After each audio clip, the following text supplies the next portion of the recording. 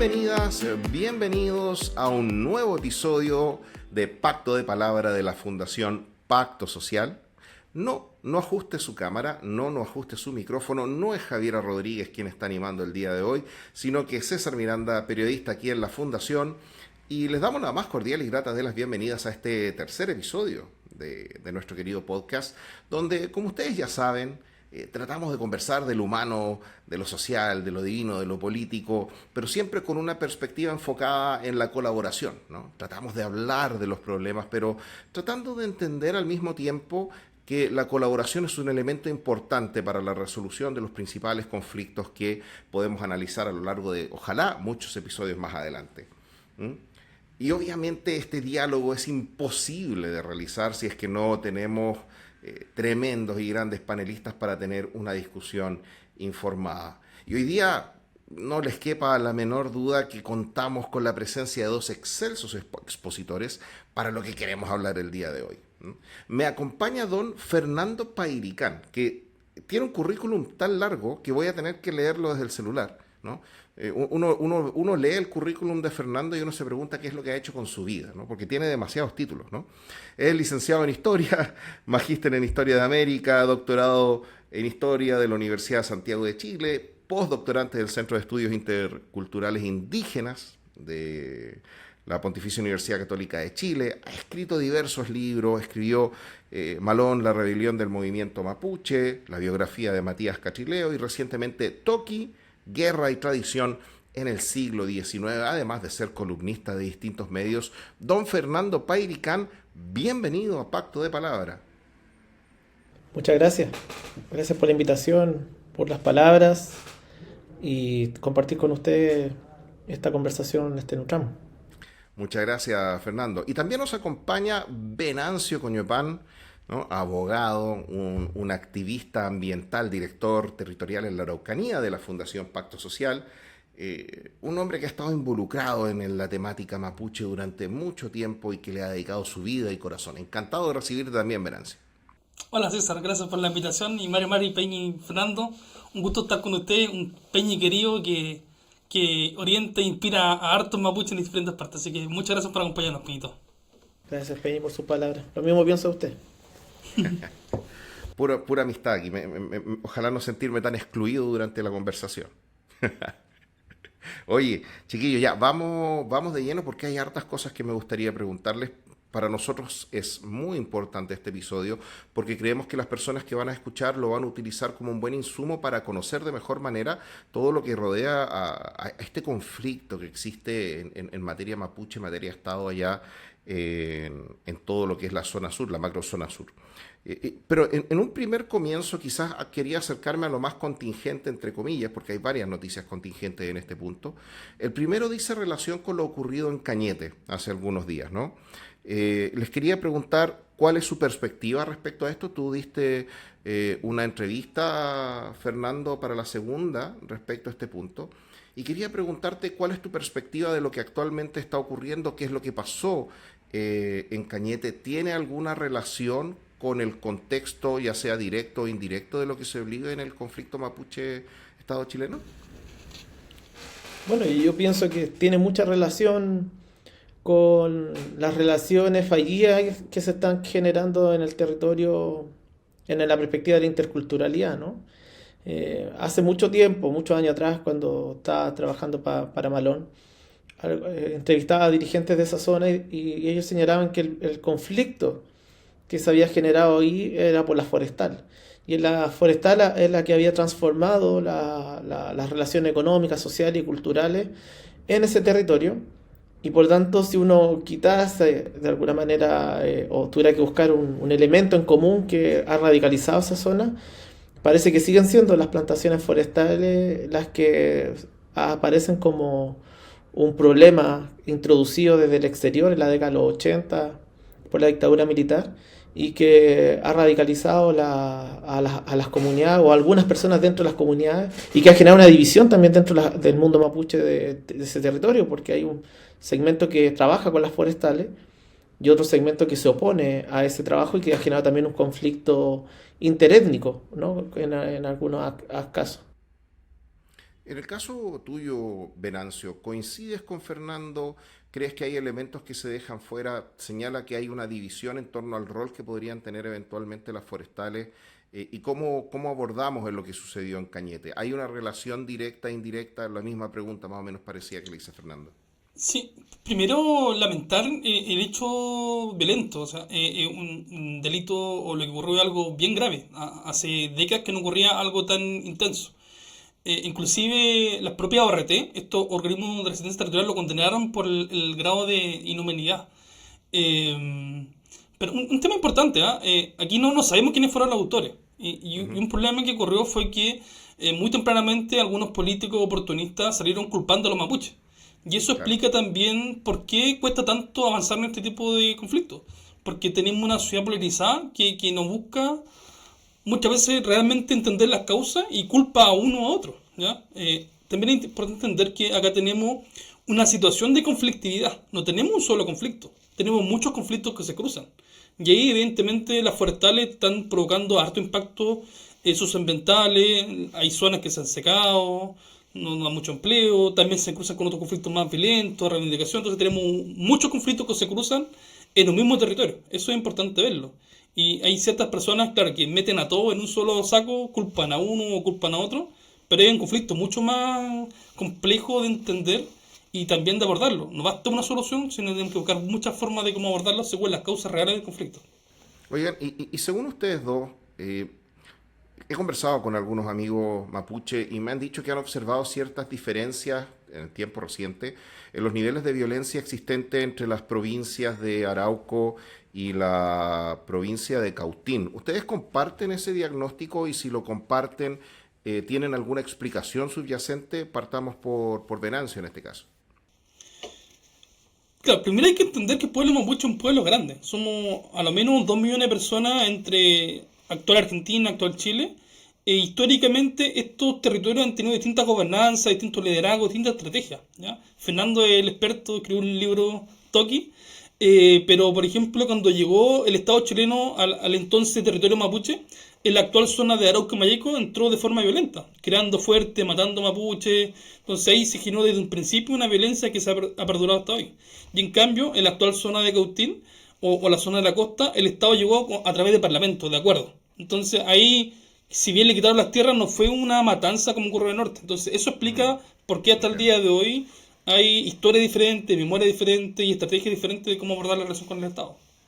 Oye, Fernando, y cuando existen estas raíces históricas en este tipo de conflictos que terminan siendo súper variopintos y con diversas aristas, eh, ¿hay efectivamente alguna posibilidad de resolverlo con una visión única de resolución del conflicto o hay que ir considerando las realidades territoriales de cada provincia y el componente humano de cada provincia? Porque pareciese ser que el conflicto mapuche no es uno solo. ¿Estoy en lo correcto o estoy equivocado? No está equivocado. A mí me cuesta un poco incorporarme a la visión de las soluciones, ¿no? Porque Ya. hay hay mucho de la política que tiene que resolver aquello, ¿no? Y esos son los actores locales, dirigentes locales de las comunidades, también los alcaldes, consejeros que están ahí en esos territorios. Creo que escuchar también a la comunidad local que está en ese espacio. Y ahí yo lo que observo es que hay una posibilidad siempre de buscar un acuerdo, ¿no? Porque si no hubiera posibilidad de acuerdo, sería poco racional. La capacidad del ser humano, creo yo, es que en momentos de llegar a la razón, que es lo que nos mueve un poco como sociedad, y de esa razón tratar de buscar espacios y puntos de encuentro. ¿Qué es lo que está generando la dificultad de los puntos de encuentro? Es que hay intereses de sectores sociales que no quieren tampoco ceder en su estatus, ¿no? En su estatus que han construido en un territorio que fue colonizado luego de una guerra de conquista y que ha generado un nuevo tipo de sociedad que vive en la frontera o la antigua frontera y que viven bien, Pero vivir bien a costa de los pueblos originarios o del pueblo mapuche no es justo. Y esa injusticia es lo que genera la radicalización. Entonces, ¿cómo buscar esos encuentros? Parece que es clave poder buscar derechos fundamentales, reconocer los derechos colectivos de los pueblos originarios como un punto de inicio de diálogo. Restitución de tierra también es una demanda que es muy antigua en el pueblo mapuche y una agenda que el movimiento no va a abandonar, ¿me entiendes? Entonces, creo que hay cosas racionales que las personas que se ven afectadas por este proyecto o este proceso mapuche no están dispuestas a ceder. Entonces, creo que también ellos tienen que poner de su parte para poder llegar a un acuerdo. Oye, Fernando, y allí eh, es posible poder hacer algunas aproximaciones a cuáles podrían ser los roles que puede cumplir la sociedad civil. Estoy hablando de tanto comunidades mapuche como no mapuche. Estoy hablando de las empresas que participan en ese territorio y también de los funcionarios públicos, además de lo político, ¿no? Estoy hablando del Estado en su totalidad. ¿Cuáles podrían ser las primeras aproximaciones que en tu concepto podrían facilitar el camino hacia una conversación que siente las bases de la resolución de un conflicto que en teoría debería poder hacerse cargo de toda esta multiplicidad de elementos que tú señalas? Creo que hay distintos niveles. Por ejemplo, la Comisión de Paz y Entendimiento, y lo que uno puede ver las entrevistas que ha dado Alfredo Moreno, uno dice, mira, aquí él tiene una noción de querer resolver esta conflictividad dentro de su nivel en el cual se mueve. Luego hay otro estándar, que un estándar, bueno, él es político empresarial, ¿no? Liberal también, en una zona más política y económica, pero hay otro estándar que son los agricultores, que tú no los ves con la mirada de poder ceder y poder llegar a un acuerdo. Lo que ellos quieren es defender lo que consideran que es legítimamente de ellos, que es el territorio que se le entregó luego de la ocupación de la Araucanía o que se han ido apropiando por compras legales o irregulares, que están en los títulos de Merced, y que le ha generado un proceso de apropiación territorial en el territorio mapuche, y han generado un discurso mucho más violento para poder generar una animadversión en la sociedad popular o la conjunto de la sociedad civil que vive en los territorios de Arauca, Araucanía y la región de los lagos, y que en la hora de la toma de decisión colectiva, es decir, el momento de democracia en que la gente vota, son personas que han votado en contra de algunos derechos indígenas, que se nota en la convención, la primera, que fue muy alto el voto en contra, y en la segunda que también votaron en contra de la mirada republicana de la sociedad.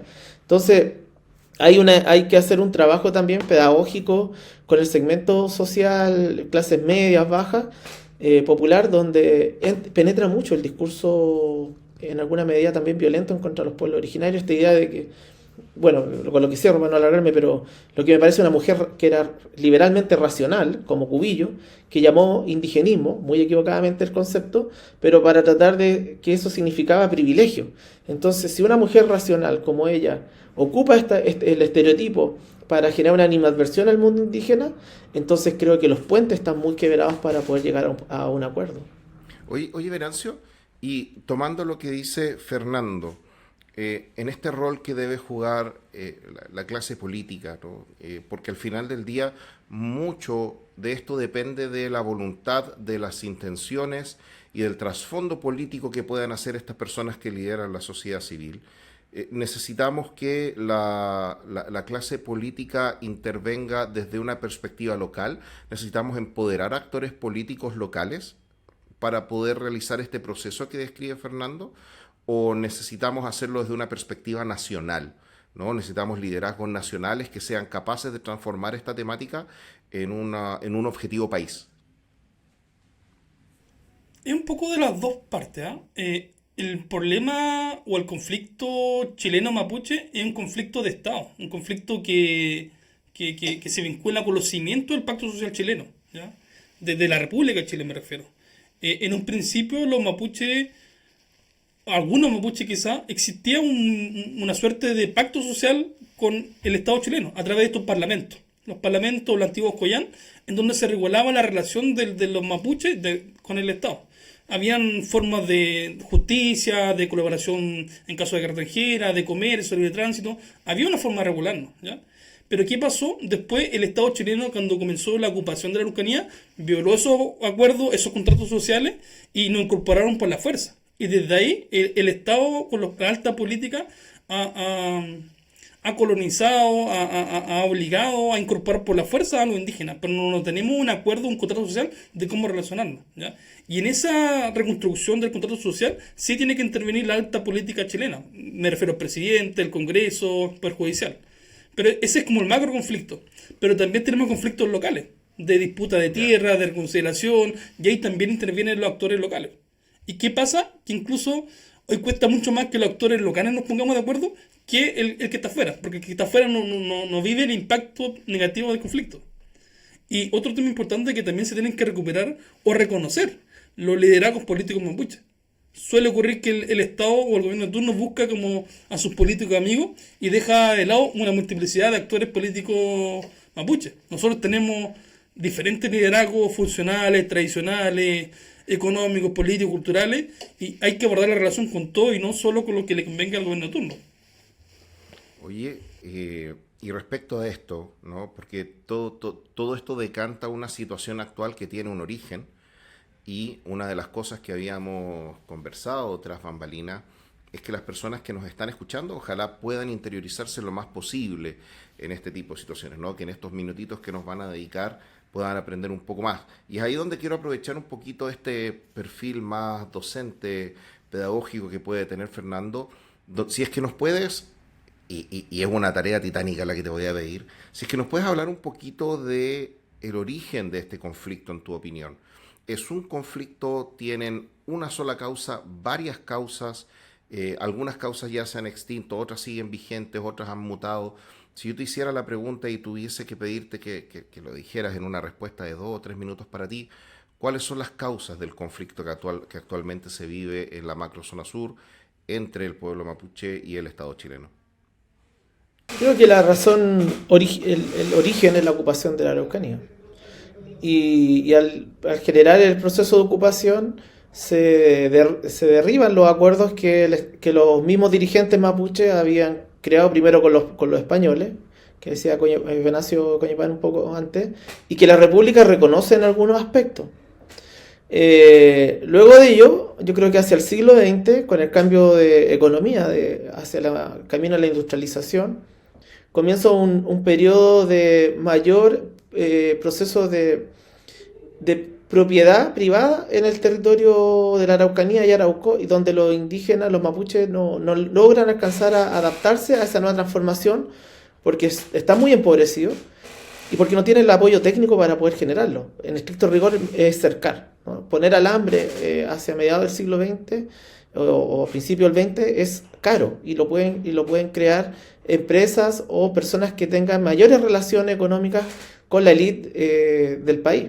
Entonces pierden los mapuches tierra, y esas tierras los mapuches van quedando bajo los títulos de los propiedades latifundistas, agricultores, que se logran recuperar en parte en la reforma agraria, y que luego viene el golpe de Estado donde se vuelve a perder ese territorio. Hay un castigo de parte de los agricultores en contra de las comunidades que participaron en la reforma agraria y las dirigencias, que son muchos detenidos desaparecidos u otros viven experiencias de tortura que lo aleja de la participación pública. Y esas tierras muchas pasan a las empresas forestales, que luego las empresas forestales o la han mantenido o la han entregado a otros tipos de empresas, o han generado subempresas forestales. Entonces, en estricto rigor, el conflicto sigue siendo algo que parece básico, pero es que ha sido que ha movilizado a la humanidad por mucho tiempo, que es el tema de la tierra, ¿no? Y eso coincide con la migración importante de la población mapuche, muy empobrecida en los 70 y en los 80, que hay una segunda generación que viaja a las ciudades muy jóvenes. Hay experiencias de mapuches que llegan a los 13, 14 años a trabajar, como nana algunos, como obreros otros, y que son los que viven, por lo menos donde yo vivo en Santiago, viven en los sectores populares hoy día, o que son comunas populares, Cerro Navia, Peñalolén, y que llegan a vivir para sobrevivir y que siguen manteniendo su mapuchidad, pero empobrecida. Entonces todo eso es un proceso que ha costado mucho revertirlo y creo que eso es un tema que debe ser analizado para también entender la radicalización a veces de segmentos de la población étnica. Venancio, desde tu perspectiva, esto último que señala, principalmente lo relacionado con aspectos económicos, pareciese ser uno de los elementos también importantes del conflicto, porque el elemento económico va asociado a la capacidad adquisitiva, el elemento económico va asociado a la vivienda, a la tenencia de tierra, que es uno de los elementos importantes dentro de esta conversación. Eh, ¿Cómo combinamos estos anhelos ancestrales, ¿no? O estas demandas de justicia de esta parte de la sociedad con este proceso de modernización constante del Estado y de la sociedad misma, ¿no? Vamos llegando ya a una época de inteligencia artificial y parece bien chocante que todavía no podamos resolver un conflicto que venimos arrastrando desde hace mucho tiempo como Estado.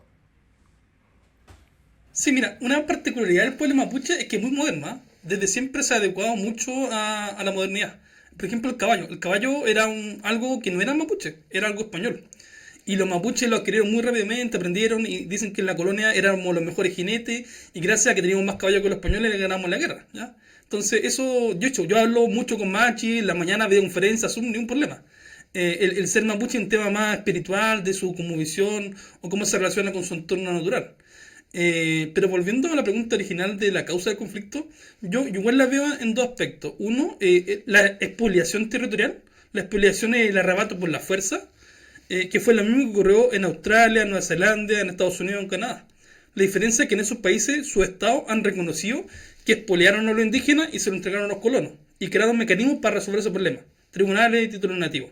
En Chile no hemos creado algo como eso. En Chile el Estado no ha reconoció que le quitó por la fuerza a los mapuches y se la entregó a otras personas que no tenían culpa, pero tampoco teníamos culpa a los mapuches. Entonces, mientras no tengamos esa claridad, esa verdad histórica, vamos a perder las dos partes. El mapuche va a culpar al otro y el colono va a culpar al otro. Entonces, ese es el problema que tenemos acá.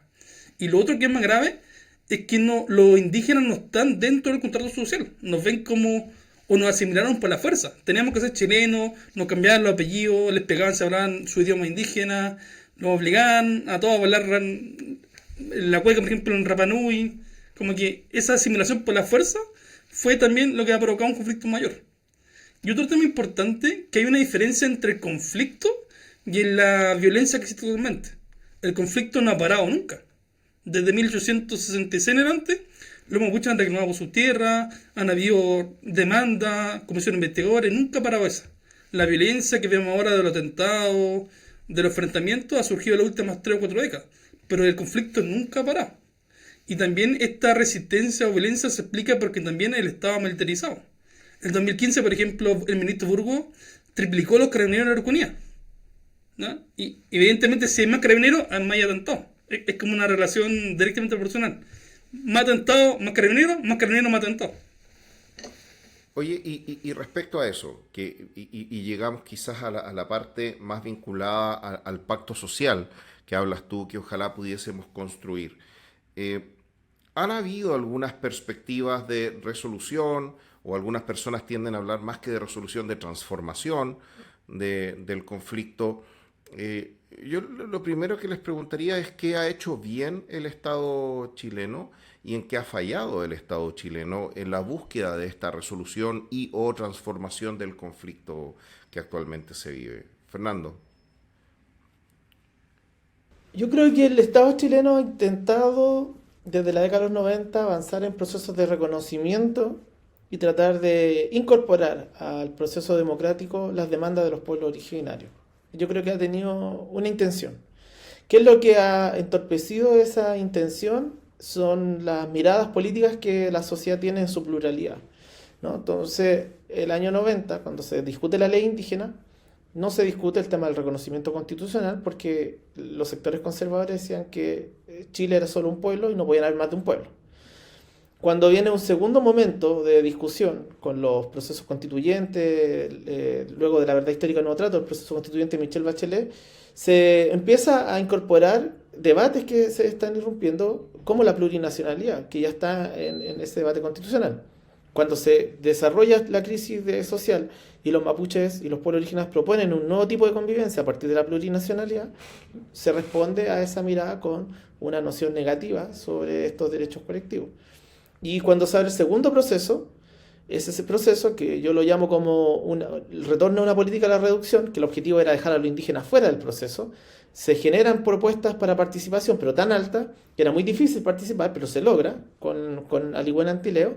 Aligüen Antileo, dentro de lo posible, intentó desarrollar sus propuestas, hizo propuestas políticas, pero la base de la que comenzó ese proceso descartó varios de los conceptos o derechos de los pueblos originarios para volver a generar una mirada nuevamente monocultural sobre la sociedad. Entonces los derechos eran muy limitados que se presentó en la propuesta. Entonces creo que esos antecedentes van un poco generando que el indígena, las indígenas, también tengan el derecho a pensar en momentos que a lo mejor la democracia o la vía institucional tampoco es la forma o el método, porque si tampoco te aceptan por la vía democrática, entonces, y tampoco te aceptan por la vía radical que ha generado los procesos de diálogo, entonces, ¿qué es lo que la sociedad espera de los pueblos originarios? Que no hagan nada, que estén en una visión como en el siglo XIX, ojalá en la reducción, pero o como una postal para el turismo. Entonces yo creo que esa discusión, creo que es bueno sincerarla, pero yo creo que hay algo que los pueblos originarios no quieren, es estar en un estado de extrema pobreza como estuvieron y sin derecho. Entonces, si no se canalizan los derechos colectivos, el conflicto va a continuar porque son aspiraciones que ya están muy cementadas en los movimientos indígenas latinoamericanos. Oye, Fernando, y en este punto, ¿qué rol cumple, por ejemplo, actos institucionales republicanos tales como el reconocimiento a los pueblos originarios o a los pueblos indígenas en la Constitución? ¿Basta o tiene que ser un reconocimiento más programático que solamente una mera mención en la Carta Magna? Mira, a mí me parece que hoy día los pueblos originarios se han reconocido en la práctica, con o sin reconocimiento constitucional. En estricto rigor, la sociedad reconoce a los pueblos originarios.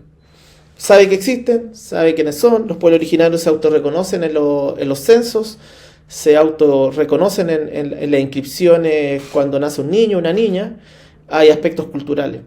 Entonces el reconocimiento constitucional es como hoy día, en la práctica hoy día es simbólico, porque el movimiento indígena logró construir un reconocimiento por fuera de la constitucionalidad del Estado chileno, en la práctica, con sus formas de movilización, sus formas de crear y también de proponer ideas desde los municipios u otros. Yo creo que hoy día el debate es mayor. El reconocimiento constitucional era novedoso para la década de los 90. Hoy día yo creo que la declaración de la ONU del año 2007 entrega el estándar mínimo en la cual hoy día tiene que estar la relación entre los pueblos originarios y la sociedad latinoamericana o los estados latinoamericanos. Yo partiría que ese es el nuevo punto cero. Yeah. Oye, Venancio, y en este camino, yo aprovecho de preguntarte, cuando hablamos de que la situación de extrema pobreza, ¿no?, que es uno de los elementos del conflicto y que pareciese ser uno de los elementos importantes a resolver o respecto a los cuales hacerse cargo, esto lo tenemos que hacer con discriminación positiva. ¿Cómo ha sido en el entorno internacional? Tú que eres bien especialista en el estudio de los conflictos a nivel internacional en esta materia. Sí, yo creo que esa ha sido una trampa de los gobiernos de las últimas décadas, de creer que la pobreza de los indígenas es una de las dimensiones principales del conflicto. Sí, evidentemente la reducción, la asimilación, la forzada de los indígenas provocó mucha pobreza. Pero eso no es el problema. El Estado, eso tiene que hacerlo, ayudar a toda la gente o sectores vulnerables del país. Pero tiene que hacerse cargo de las causas del conflicto. ¿Qué pasa? Los últimos gobiernos han avanzado en temas, o han intentado avanzar en temas de pobreza, pero se desligan un poco de las causas del conflicto. Y el desligarse de las causas profundas del conflicto, esa desatención ha provocado la violencia. Tiene que avanzar como todas las partes del país en temas de pobreza, pero tiene que hacerse cargo de los problemas sustantivos. ¿Ya? El tema de cómo se resuelve el problema de las tierras, cómo se incorpora a los pueblos indígenas dentro del pacto social. Y no solo como dejar los temas de lado. Vale. Otro elemento que también quería aprovechar dentro de la coyuntura, y ya nos vamos acercando de a poquito al final del programa. cuando suceden cuestiones como la sentencia reciente con Héctor Yaitul, ¿este tipo de situaciones opera como un obstáculo, como un aliciente en el abordaje del conflicto con intenciones de resolución o transformación? Fernando, ¿tú cómo lo ves? ¿Este tipo de situaciones ayuda, no ayuda, distancia, nos distancia más, permite acercarnos? ¿Cuál es la sensación que te queda a ti como integrante de la comunidad? Tengo visiones dispares, ¿no? Porque por un lado, eh, la prisión política no es una solución al conflicto, ¿no? Puede tenerlo momentáneamente, pero luego retornan con mayor fuerza y radicalizan también a los militantes o a la juventud indígena que puede que tenga una simpatía también por una vía mapuche que esté bajo la idea del control territorial, la autonomía desde abajo, con la épica del Huaychafe, retrayendo la historia de los antiguos mapuches que lucharon contra la ocupación y contra la ocupación española.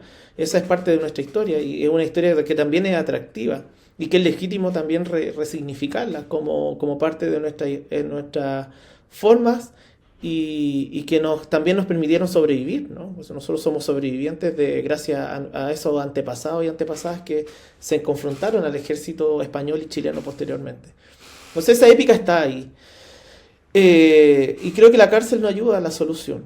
De otro aspecto, creo, con el respeto que me parece Héctor Yaitul como dirigente, creo que tampoco ha generado puentes para dialogar con los otros aspectos de la pluralidad del pueblo mapuche, ni tampoco con la pluralidad de los movimientos indígenas que están en Chile, ¿no? Para un dirigente Rapa Nui, y que lo plantean también los otros pueblos originarios, que hay una sobremapuchización a veces de la agenda, porque también los otros pueblos tienen todo el derecho a plantear su idea de autonomía o su idea de autodeterminación, sus visiones sobre la convivencia con el Estado chileno.